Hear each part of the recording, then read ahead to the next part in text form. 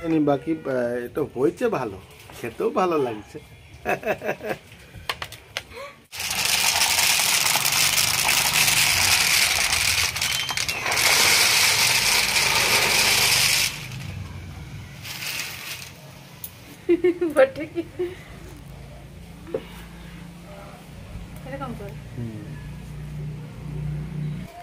নমস্কার বন্ধুরা, village cooking and blog channel আপনাদেরকে অনেক অনেক স্বাগত আর অনেক ভালোবাসা। এই যে দেখতেই পাচ্ছ বাদাম নিয়ে চলে এসেছি, এগুলো হচ্ছে চিনে বাদাম।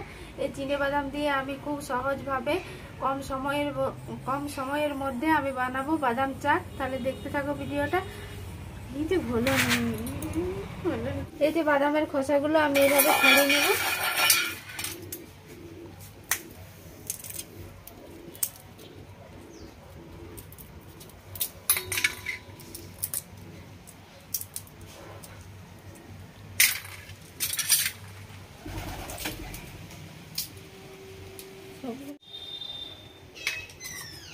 এই যে কত সুন্দর বাদামগুলো ছাড়ানো হচ্ছে, বড় বড় বাদাম। এই যে আমার বাদাম ছাড়ানো হয়ে গেছে, যতটা লাগবে আমার অতটাই আমি ছাড়িয়েছি। এবারে বাদামটা আমি ভেজে নেব।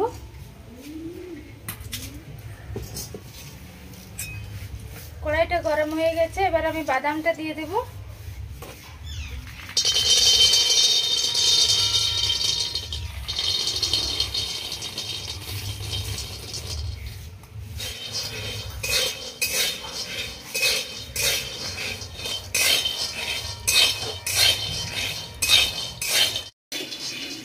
এই যে বাদামটা আমার ভাজা হয়ে গেছে, এবারে বাদামটা আমি নামিয়ে দেব।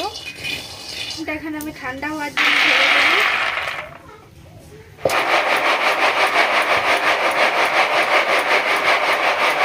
এই যে বাদামটা আমার ঠান্ডা হয়ে গেছে, আর এই যে খোসাগুলো হাত দিয়ে এরকম ভাবে আমি ছাড়িয়ে নেব সব, এরকম ভাবে।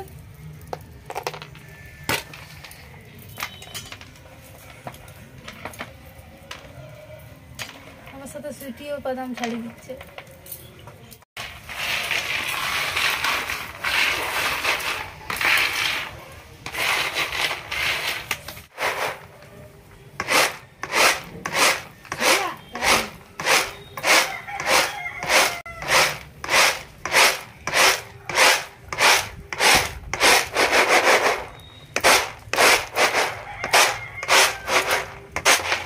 এই যে বাদামগুলো আমি খুব সুন্দর করে সব ছাড়িয়ে নিয়েছি।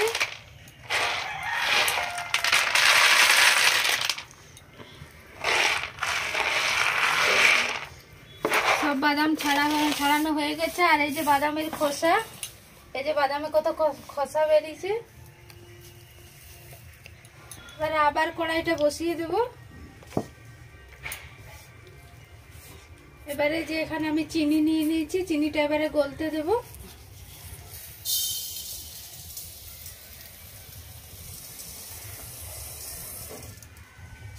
চিনিটা একবারে হালকা হালকা আঁচ দিয়ে চিনিটাকে রস করে নিতে হবে, গলিয়ে নিতে হবে।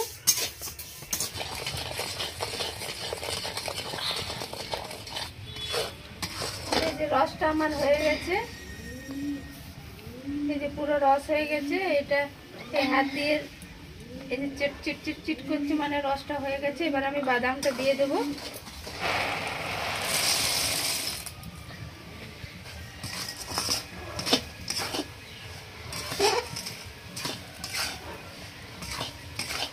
বাদামটা দেওয়ার সঙ্গে সঙ্গে নামিয়ে দেব।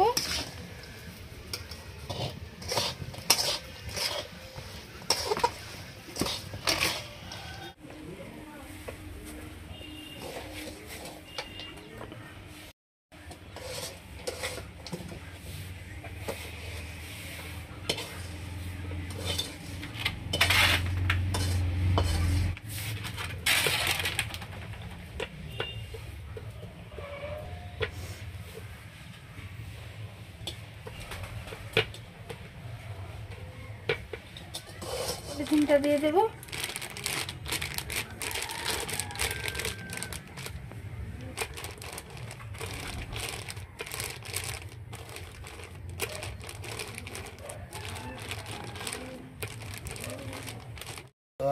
তো এই যে বাদাম চাক বানানো হয়ে গেছে আমাদের। এবারে বাদাম চাকটা কাটা চলছে।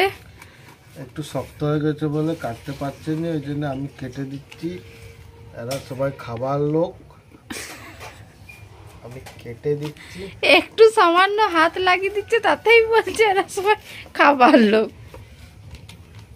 এই যে এরকম দারুণ হয়েছে তো। বাদাম গাছ, মানে পিস পিস করতে গেলে আর একটু তাড়াতাড়ি কাটতে হতো, পিস পিসটা করতে পারেনি। মানে চার কোনা করতে গেলে আরো আগে কাটতে হতো, এরা পরে কাটছে। বেশি ঠান্ডা হয়ে গেছে।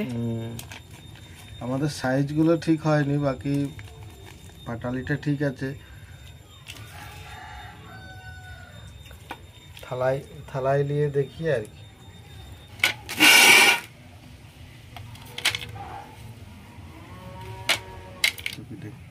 সাদা নাই আমাদের ঘরে সাদা। বাকি এটা হয়েছে ভালো, খেতেও ভালো লাগছে।